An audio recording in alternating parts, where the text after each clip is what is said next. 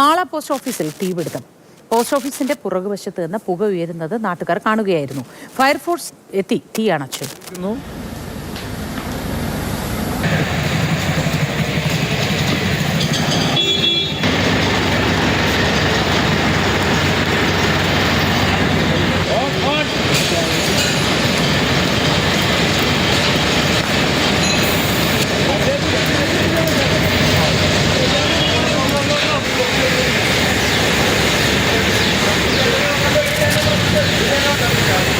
വിശദാംശങ്ങളുമായി MS ലിഷോയി ചേരുന്നു. ലിഷോയി, ദൃശ്യങ്ങളിൽ തീപിടുത്തം വലിയ രീതിയിൽ തന്നെ നമുക്ക് വ്യക്തമാണ്. കൂടുതൽ നാശനഷ്ടങ്ങൾ ഉണ്ടായോ, ആളപായം എന്തെങ്കിലും ഉണ്ടോ, എന്താണ് തീപിടുത്തത്തിന്റെ കാരണമെന്ന് മനസ്സിലാക്കാൻ കഴിഞ്ഞിട്ടുണ്ടോ? ഇന്ന് അതിരാവിലെയാണ് ഈ സംഭവം ഉണ്ടാകുന്നത്. നാട്ടുകാരാണ് ആദ്യം ഈ പോസ്റ്റ് ഓഫീസിന്റെ പുറകുവശത്ത് നിന്ന് പുക ഉയരുന്നത് ശ്രദ്ധയിൽപ്പെട്ടതിനെ തുടർന്ന് ഫയർഫോഴ്സിനെ വിവരം അറിയിച്ചത്.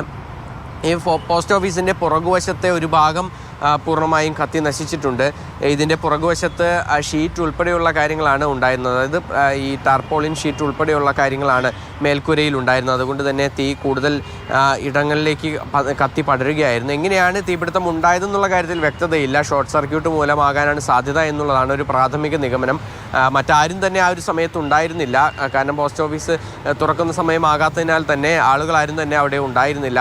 അതുകൊണ്ട് തന്നെ മറ്റ് ആളപായമോ മറ്റോ ഒന്നും തന്നെ ഇല്ല. എത്രത്തോളം നാശനഷ്ടം ഉണ്ടായിട്ടുണ്ട് എന്നുൾപ്പെടെയുള്ള കാര്യങ്ങൾ വിലയിരുത്തി വരുന്നതേ ഉള്ളൂ.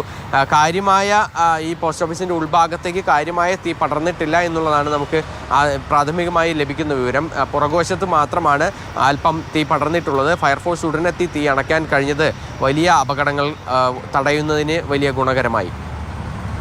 ശരി, MS ലിഷോയാണ് വിശദാംശങ്ങൾ പങ്കുവച്ചത്. വലിയ തോതിൽ തീ ബാധിച്ചില്ല എന്നത് ഒരു ആശ്വാസകരമായ കാര്യമാണ്. ആളപായമില്ല എന്നതും വലിയ ആശ്വാസം.